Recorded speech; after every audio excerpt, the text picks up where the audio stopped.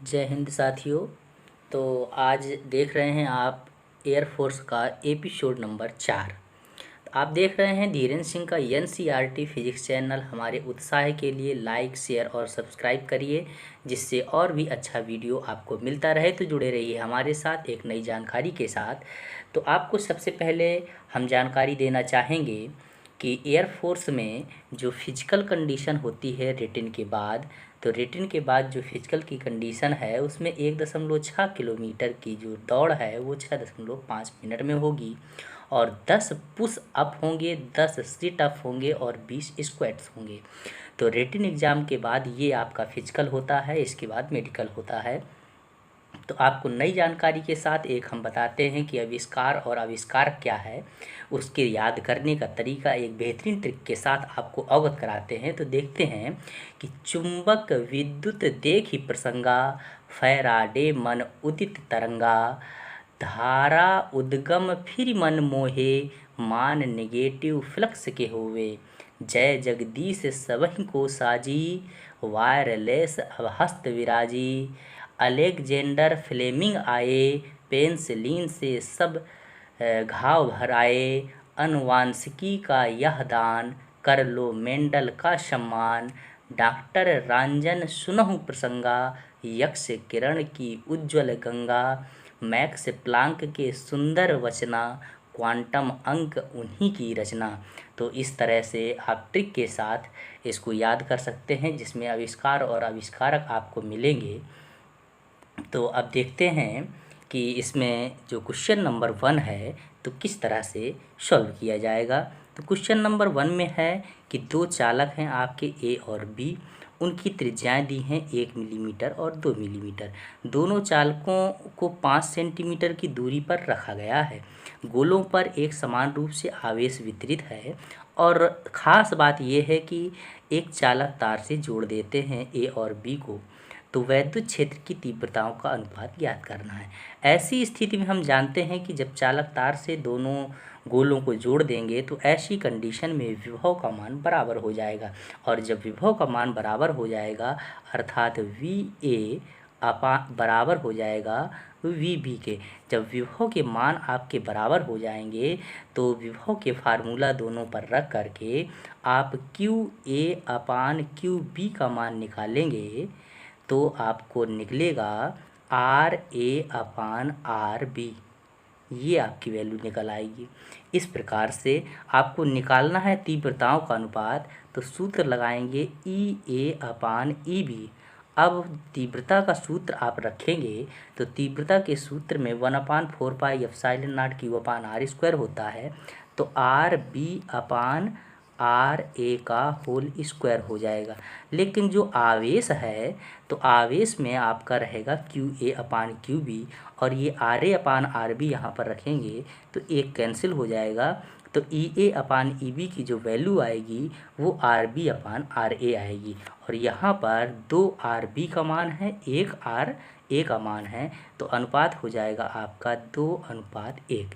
तो इस तरह से क्वेश्चन सॉल्व करेंगे। तो नेक्स्ट क्वेश्चन देखते हैं कि यदि किसी बंद पृष्ठ से प्रवेशित तथा निर्गत विद्युत फ्लक्स क्रमशः φ1 व φ2 हों तो अंदर के पृष्ठ के अंदर विद्युत आवेश क्या होगा। तो विद्युत फ्लक्स के लिए हम फार्मूला जानते हैं कि डेल्टा फाई बराबर जो होता है कि डेल्टा फाई बराबर हमारा होता है Q/ε0 और फाई डेल्टा फाई को हम लिखते हैं φ2 माइनस φ1, φ2 माइनस φ1 इस तरह से भी लिखते हैं। तो जब इसको φ2 माइनस φ1 लिखेंगे तो ε0 इधर चला जाएगा तो Q की जो वैल्यू है वो आ जाएगी, तो इसके साथ में हो जाएगा ε का गुणा। तो आपको जो ऑप्शन मिलेगा वो मिलेगा बी नंबर φ2 माइनस φ1 ε0। सबसे महत्वपूर्ण बात यह है कि आपको फार्मूले याद होने चाहिए और फार्मूले आप याद करते रहिए या वीडियो से नोट करते रहिए, फिर याद करते रहिए, क्योंकि चैप्टर से आप इंटरमीडिएट की परीक्षा के दौरान अवगत हैं तो आपको चैप्टर तो वही पढ़ने हैं, लेकिन आपको प्रैक्टिस और रिवीजन की आवश्यकता है, जिसमें आपको हम अच्छी ट्रिक इसमें बताते रहेंगे। तो अगला क्वेश्चन है कि चित्र के अनुसार 4 संधारित्र जोड़े गए हैं। पी क्यू के बीच तुल्य धारिता ज्ञात करनी है पी और क्यू में। तो सबसे पहली बात ये है कि इन तीनों संधारित्रों को जोड़ देंगे श्रेणी में, और जब श्रेणी में जोड़ देंगे तो इसका टोटल हो जाएगा 1/3, और ये हुआ आपका एक समांतर में, और जब इसको समांतर में जोड़ देंगे तो ये हो जाएगा 1, तो टोटल हो जाएगा आपका 4/3 माइक्रोफैरड। तो देखते हैं कि 4/3 माइक्रोफैरड किस में है। तो 4/3 माइक्रोफैरड जो आपका है वो है डी नंबर। तो आंसर हो गया आपका डी नंबर 4/3 माइक्रोफैरड। और अगला क्वेश्चन है कि 4 आवेश जिनमें प्रत्येक का परिमाण -q है। ये बहुत अच्छा क्वेश्चन है। इसकी ट्रिक देखिए कितनी बेहतरीन ट्रिक है, आपको थोड़ा सा याद रखना है। और शीर्षों पर रखे हुए हैं -q आवेश, और केंद्र पर +q आवेश है, और समस्त निकाय साम्य अवस्था में है। तो केंद्र पर जो q आवेश रखा है उस पर उसका मान आपको ज्ञात करना है। तो आप सबसे पहले तो ये जानते हैं कि वर्ग जो होता है वो इस तरह से होता है, और हमने मान लिया कि ये आपका a है, ये b है, ये c है और ये d है। ये विकर्ण जो होता है, अगर भुजा इसकी a मान लेंगे तो a√2 ये विकर्ण हो जाएगा, और ये जो केंद्र पर है यहाँ पर आपको q आवेश है, और समस्त सिरों पर आपका कैपिटल Q आवेश रखा हुआ है। तो इस पर इस दिशा में जाएगा एक बल, इस दिशा में जाएगा एक बल, इस दिशा में जाएगा और परिणामी इस दिशा में जाएगा। तो ऐसी कंडीशन में कि जब वर्ग हो और वर्ग की चारों भुजाएं बराबर होती हैं, और केंद्र पर किसी आवेश का मान पूछा हो और चारों सिरों पर समान प्रकार के आवेश रखे हों, तो आपको ऐसी कंडीशन में एक ही बात याद रखनी है कि वर्ग के लिए हमारा जो होता है कोड होता है कि 1 + 2√2, 1 + 2√2, और सिरों पर जो आवेश रखा हुआ है उसको किससे डिनोट किया गया है। तो सिरों पर जो आवेश है वो है कैपिटल Q, और अपान होता है 4। तो ये आपको कोड याद रखना है कि 1 + 2√2 जो इसकी भुजाएं हैं, तो किसी भी एक बिंदु को लेंगे तो एक बिंदु को लेने पर उससे 2 संलग्न भुजाएं होती हैं, और विकर्ण इसका होता है भुजा √2। तो ये 2√2 1 प्लस करके ये कोड है वर्ग के लिए, और ये आपका हो जाएगा सिरों पर आवेश बटे 4। तो इतना आप याद रखेंगे तो वर्ग का इस तरह का कोई भी क्वेश्चन होगा गलत नहीं होगा। तो देखते हैं अगला क्वेश्चन, और इसका जो आंसर होगा वो होगा ये। नेक्स्ट क्वेश्चन में है कि किरचॉफ का प्रथम तथा द्वितीय नियम सिद्ध करते हैं। जो किरचॉफ के नियम हैं, तो किरचॉफ के नियम में आपने पढ़ा है बंद पास का नियम और संधि धारा का नियम, धारा संधि का नियम। तो ऐसी कंडीशन में आवेश तथा ऊर्जा संरक्षण के नियम को सिद्ध करता है किरचॉफ का प्रथम और द्वितीय नियम। और जो अगला क्वेश्चन है वो है कि एक 36 ओम प्रतिरोध के धारामापी को 4 ओम प्रतिरोध से शंट किया जाता है, और कुल धारा का कितना प्रतिशत भाग धारामापी से प्रवाहित होगा, ये आपको ज्ञात करना है। तो ऐसी कंडीशन में हमारी पास जो फार्मूला होता है वो होता है Ig/I, और बराबर होता है शंट का प्रतिरोध बटे गैल्वेनोमीटर का प्रतिरोध प्लस शंट, तो S/G+S। इसमें जब मान रखेंगे तो ये हो जाएगा 4/36 + 4, और इसको जब हल करेंगे तो 1/10 आ जाएगा। तो ये हो जाएगा आपका परसेंटेज निकालना है तो 10% हो जाएगा। तो आंसर आएगा आपका 10%, तो सी नंबर हो गया। इसके बाद आगे देखते हैं कि एक समरूप चुंबकीय प्रेरण B में m द्रव्यमान तथा q आवेश का एक कण v वेग से r त्रिज्या का वृत्तीय पथ बनाते हुए गतिशील है। जब कण एक पूर्ण चक्कर लगाता है तो क्षेत्र पर किया गया कार्य ज्ञात करना है। तो देखिए क्वेश्चन में कितना चुंबकीय क्षेत्र m द्रव्यमान का q आवेश v वेग से r त्रिज्या के वृत्त पर, तो बहुत उसमें डिफ़िकल्ट क्वेश्चन को बना दिया है। लेकिन आपके पास एक सीधा फार्मूला है कि W बराबर होता है आपका F/S cos थीटा। और ऐसी स्थिति में जब कोई वस्तु वृत्ताकार पथ पर गति करती है, तो अगर इस तरह से वृत्ताकार पथ पर गतिमान है तो केंद्र से जो कोण होता है वो लंबवत होता है, और ऐसी कंडीशन में जो होगा थीटा का मान हो जाएगा 90 और cos 90 का मान होता है 0। तो ऑप्शन हो गया सी नंबर आपका 0। अगला क्वेश्चन है कि यदि किसी कमानी या स्प्रिंग में धारा प्रवाहित की जाए तो कमानी संकुचित होगी, फैलेगी, दोलन गति करेगी, क्या कंडीशन होगी। तो जब स्प्रिंग से धारा प्रवाहित की जाती है तो धारा प्रवाहित करने पर कमानी जो होती है वो संकुचित हो जाती है।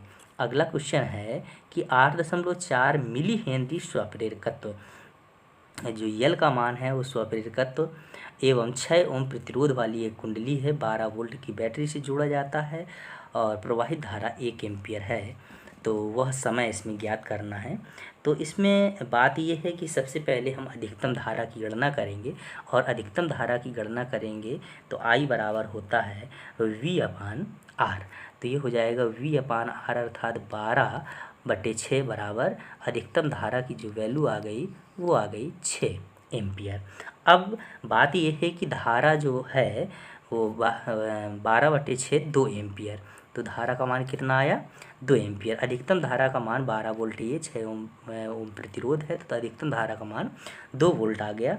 अब हम देखते हैं कि 2 एम्पियर से धारा घट करके कितनी हो जाती है 1 एम्पियर हो जाती है।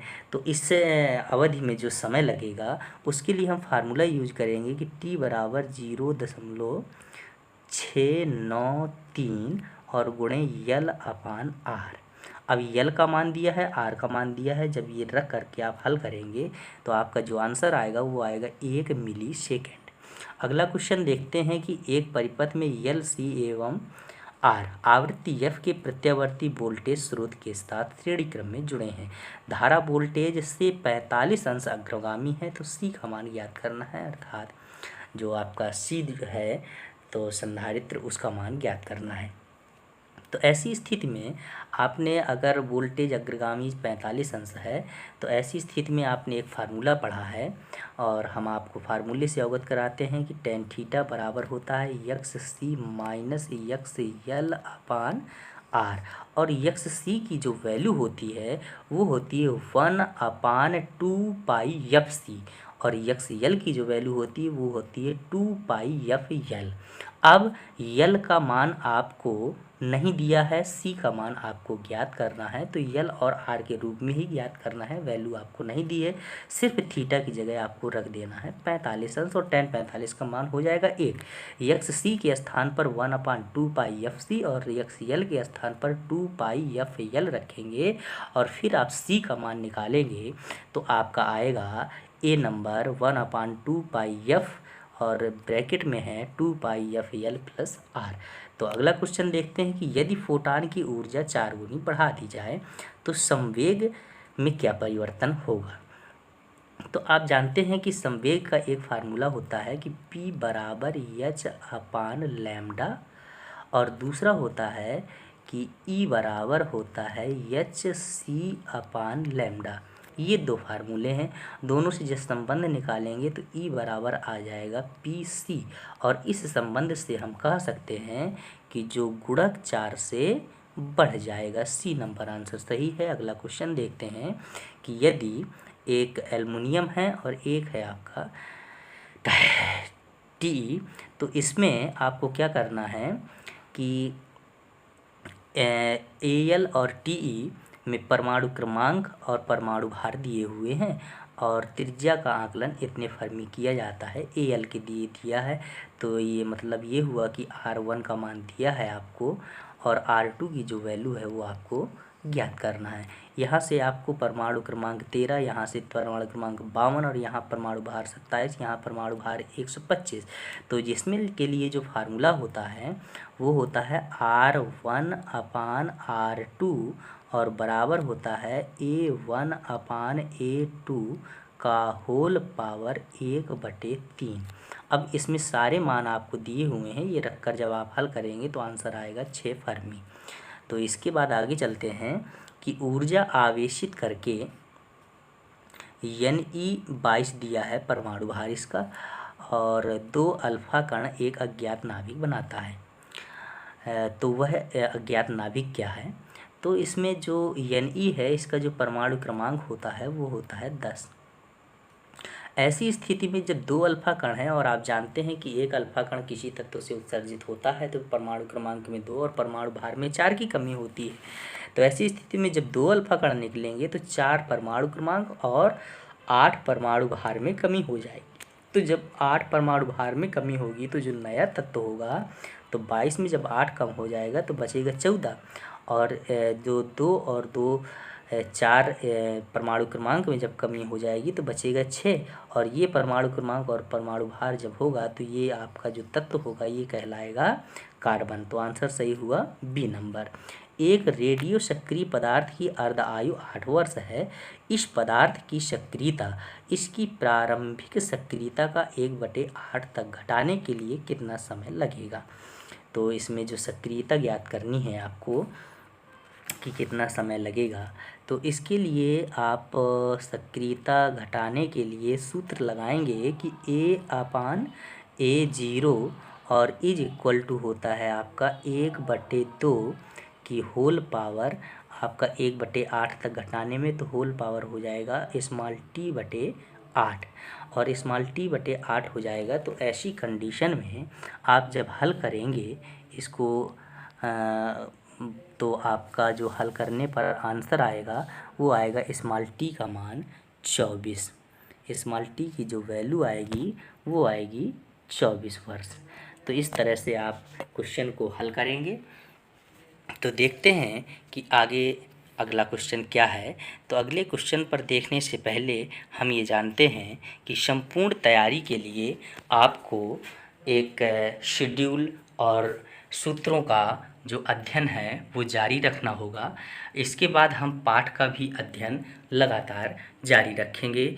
जैसे पाठों के बारे में अध्ययन आपको कराएंगे जो आपने इंटरमीडिएट में नहीं पढ़े हुए हैं, तो उन चैप्टरों को सबसे पहले हम अवगत कराएंगे आपको, उन पर विशेष जानकारी और पूरी तरह से जानकारी देंगे कि उन पाठों के बारे में कैसे क्या अध्ययन किया जाए और एयरफोर्स के लिए आपको क्या उपयोगी होगा, उन पर अध्ययन किया जाएगा।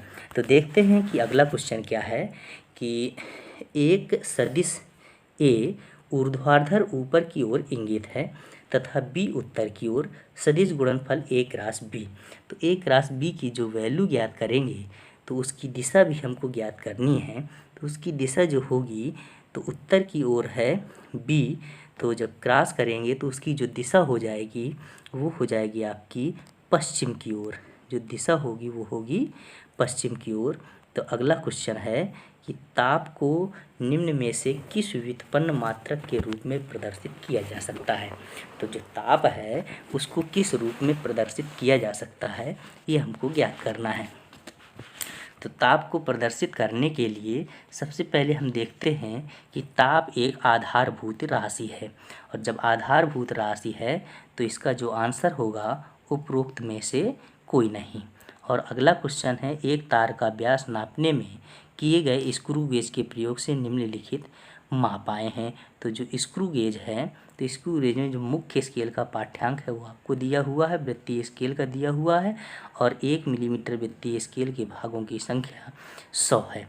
तो इससे जो 100 भाग दिए हैं इससे आपका अल्पतमांक ज्ञात हो जाएगा 1/100 अर्थात 0.01 मिलीमीटर। जो आपका अल्पतमांक होगा वो होगा 0.01 मिलीमीटर में। तो ये तो हो गया आपका अल्पतमांक। अब इसको जोड़ते कैसे हैं कि इसमें जो वृत्तीय स्केल के भाग हैं वो है आपके 52, तो इसमें गुणा कर देंगे अल्पतमांक का अर्थात 1/100 और प्लस कर देंगे मेन स्केल मुख्य स्केल का पाठ्यांक 0। तो ये मिलीमीटर में जो वैल्यू आ जाएगी वो 0.52 मिलीमीटर आ जाएगी, और जब सेंटीमीटर में बदलेंगे तो ये हो जाएगा 0.052 सेंटीमीटर। तो इस तरह से जो आपका आंसर होगा वो होगा बी नंबर। तो अगला क्वेश्चन देखते हैं कि अगले क्वेश्चन में है कि 6.25 मीटर प्रति सेकंड की चाल से गतिशील एक वस्तु के मंदन की दर इससे दी जाती है। तो ये आपका दिया हुआ है कि dv/dt - 2.5 √v है। तात्क्षणिक चाल वस्तु को विराम अवस्था में आने में लगा समय ज्ञात करना है। तो ऐसी कंडीशन में आपको जो दिया हुआ है वो 6.25 मीटर प्रति सेकंड की चाल दिया हुआ है और dv/dt दिया हुआ है। तो इसमें जो हम इसको चेंज करेंगे तो चेंज करने पर dt को इधर ले जाएंगे और 2.5 √v को इधर लाएंगे तो ये जो हमारा बनेगा वो बनेगा dv/√v। तो ये बन जाएगा हमारा dv/√v बन जाएगा और इधर आपका हो जाएगा माइनस का 2.5 और dt ये हो जाएगा। अब ये dt समय है तो इसका समाकलन कर देंगे 0 से t तक और ये वेग है तो वेग का समाकलन कर देंगे, आपको 6.25 दिया हुआ है तो समाकलन कर देंगे 6.25 से 0 तक। तो ऐसे समाकलन करके यहाँ पर से आपको मान मिल जाएगा t का और जो t का मान मिलेगा वो मिलेगा आपको 2 सेकंड। तो t की जो वैल्यू आएगी आपकी वो मिलेगी 2 सेकंड। तो आंसर हो गया आपका बी नंबर। 2 रेसिंग कारें जिनके द्रव्यमान m1 और m2 हैं, क्रमशः r1 r2 त्रिज्या के वृत्ताकार पथ पर गतिशील है। उनकी चालें इस प्रकार हैं कि वे समान समय t में एक चक्कर पूर्ण करती हैं। तो कोणीय चालों का अनुपात ज्ञात करना है। तो कोणीय चालों का ओमेगा बराबर जो सूत्र होता है आपका, ओमेगा बराबर होता है 2π/t। ये आपका होता है कोणीय चालों का अनुपात होगा। तो कोणीय चाल के लिए 2π/t होता है। तो ऐसी स्थिति से जब हम निकालेंगे तो कैंसिल हो जाएगा तो बचेगा आपका 1:1। अगला क्वेश्चन है कि एक यल लंबाई की नलिका है और यल लंबाई की नलिका में यम द्रव्यमान का एक असंपीड्य द्रव भरा हुआ है तथा नली दोनों सिरों पर बंद है। अब नली को इसके सिरे के सापेक्ष क्षैतिज तल में एक समान कोणीय वेग ओमेगा से घुमाया जाता है। तो द्रव दूसरे सिरे पर कितना बल आरोपित करेगा ये हमको ज्ञात करना है। तो ऐसी कंडीशन में हम एकांक लंबाई ज्ञात करके और जो फार्मूला होता है इसका तो यह बराबर होता है कि टोटल लंबाई यल है तो 0 से यल तक और एकांक द्रव्यमान लंबाई में क्या होगा, एकांक लंबाई का द्रव्यमान m/यल हो जाएगा और कोणीय वेग ओमेगा दिया है तो ओमेगा ई स्क्वायर हो जाएगा। और इसके बाद जो हम सूक्ष्म अल्पांश दूरी मानेंगे तो उसको मान लेते हैं, अगर dx मान लेते हैं तो x × dx हो जाएगा और जब इसका समाकलन करेंगे तो 1/2 यम ओमेगा स्क्वायर यल। तो आंसर होगा आपका ए नंबर। इस तरह से ये फार्मूला है इसका बेसिकली। और अगला क्वेश्चन है कि एक 0.2 किलोग्राम द्रव्यमान की गेंद को हाथ की सहायता से ऊर्ध्वाधर ऊपर की ओर फेंका जाता है। यदि हाथ 0.2 मीटर चलता हो और हाथ से लगाए गए बल से गेंद 2 मीटर की ऊंचाई तक जाती है तो हाथ द्वारा लगाए गए बल का परिमाण ज्ञात करना है। तो इसमें है क्या कि सबसे पहले हमको ज्ञात करना है कि इसमें जो वैल्यू होगी कितनी ऊंचाई तक जाती है, अधिकतम ऊंचाई का फार्मूला ज्ञात करेंगे। और अधिकतम ऊंचाई के लिए जो फार्मूला यूज करेंगे वो होता है आपका h = u²/2g। तो ये तो हो गया आपका अधिकतम ऊंचाई के लिए। और अधिकतम ऊंचाई का जो ये फार्मूला है h आपको दिया हुआ है तो इससे जब u की वैल्यू निकालेंगे तो इस फार्मूले से आपका जो u का मान आएगा वो आएगा 2√10 के अंदर 10। अब आपको निकालना है त्वरण। तो त्वरण ए का मान जो निकालेंगे, ए का मान निकालेंगे u²/2s से निकाल लेंगे तो इससे ए का जो मान आएगा वो आएगा आपका 100। अब इसके बाद आपको जो बल का मान ज्ञात करना है तो F बराबर आप ज्ञात कर लेंगे यम और इसमें जी भी है और ए भी है। तो इस सूत्र से जब आप ज्ञात करेंगे तो F की जो वैल्यू आएगी वो आएगी आपकी 22 न्यूटन। तो आंसर सही हुआ आपका सी नंबर। अगला क्वेश्चन है कि 0.3 किलोग्राम द्रव्यमान की किसी वस्तु पर बल F बराबर -kx कार्यरत है और k बराबर 15 न्यूटन प्रति मीटर है। प्रारंभिक त्वरण क्या होगा जब इसे मूल बिंदु से 20 सेंटीमीटर दूरस्थ बिंदु से छोड़ा जाता है।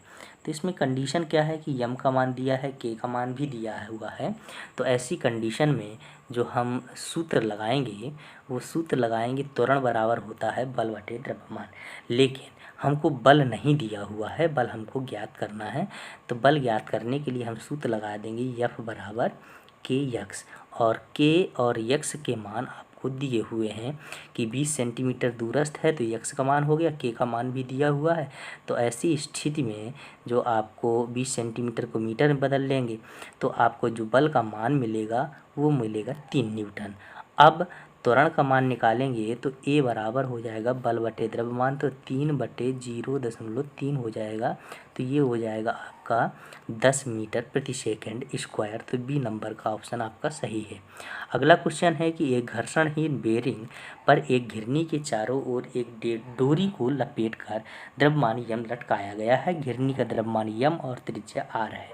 यह मान लें कि घिरनी एक पूर्ण एक समान वृत्तीय चकती है। यदि डोरी घिरनी पर फिसलती नहीं है तब द्रव्यमान यम का त्वरण कितना होगा।